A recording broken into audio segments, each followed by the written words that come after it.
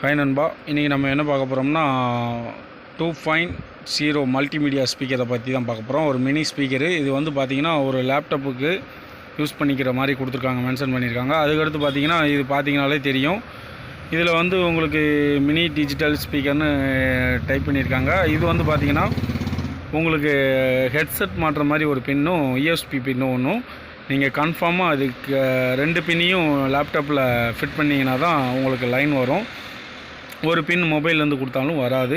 இது லேப்டாப்புக்கு மட்டும்தான் இது ரெடி பண்ணி வச்சுருக்காங்க. இப்போ பார்த்தீங்கன்னா கலர் வந்து பார்த்தீங்கன்னா ரெட்டு, க்ரீனு, ப்ளூவு பார்த்தீங்கன்னா ப்ரொட்டபிள் ஸ்பீக்கர் அண்டு ஈஸி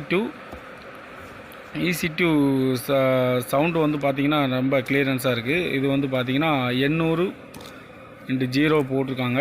அது என்னன்னு தெரியல. அதுக்கடுத்து வந்து பார்த்திங்கன்னா உங்களுக்கு பாக்ஸ்குள்ளே அன்பாக்சிங் பார்ப்போம். நான் ஏற்கனவே ஆல்ரெடி யூஸ் பண்ணிக்கிட்டு இருக்கேன்.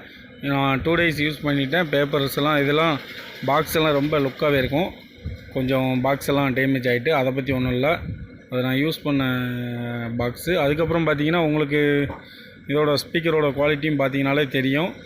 அடுத்து வந்து பார்த்திங்கன்னா இதோட பேக்ரவுண்டு பாருங்கள் எப்படி இருக்குன்னு. இது ஊஃபரோட பேப்பர் ஒட்டியிருப்பாங்க. சவுண்டு எஃபெக்ட்டு ரொம்ப கிளியரன்ஸாக இருக்கும். அடுத்து வந்து பார்த்திங்கன்னா உங்களுக்கு வால்யூம் கண்ட்ரோலில் வந்து சவுண்டு குறைக்கிறது கூட்டுறது வந்து பார்த்திங்கன்னா பின்னாடி கொடுத்துருப்பாங்க. நான் பின்னாடி காட்டுறேன் எப்படி இருக்குன்னு. அடுத்து வந்து பார்த்திங்கன்னா டிசைனும் பார்த்திங்கன்னா லுக்கும் பார்த்திங்கன்னா ரொம்ப ஒரு டிசைனான லுக்கு. சவுண்டோட டபுள் சைடு வச்சுக்கோங்க. ஏன்னா லேப்டாப்லேருந்து டபுள் சைடு வச்சுக்கோங்க. ஒரு சைடு வச்சிங்கன்னா ஒரே சவுண்டு வர மாதிரி தான் இருக்கும். பார்த்திங்கனாலே தெரியும். இது வந்து சவுண்டு கூட்டுறது பேக்ரவுண்டில் கொடுத்துருக்காங்க. அதுக்கப்புறம் பார்த்திங்கன்னா வெயிட் பார்த்திங்கன்னா வெயிட்லெஸ் கொஞ்சம் கம்மி தான், இருந்தாலும் ரொம்ப குவாலிட்டியான சவுண்டு இருக்குது. வயரும் பார்த்திங்கன்னா நல்ல ஒரு குவாலிட்டியான வயர் கொடுத்துருக்காங்க. அடுத்து வந்து பார்த்திங்கன்னா இதோட ஏர் வர்றதுக்கு பின்னாடி ஒரு சும்மா நார்மல் ஹோல் போட்டிருக்காங்க. மற்ற 2 ஹோல் வந்து ஒரு ஸ்க்ரூ போட்டு டைட் பண்ணி வச்சுருக்காங்க.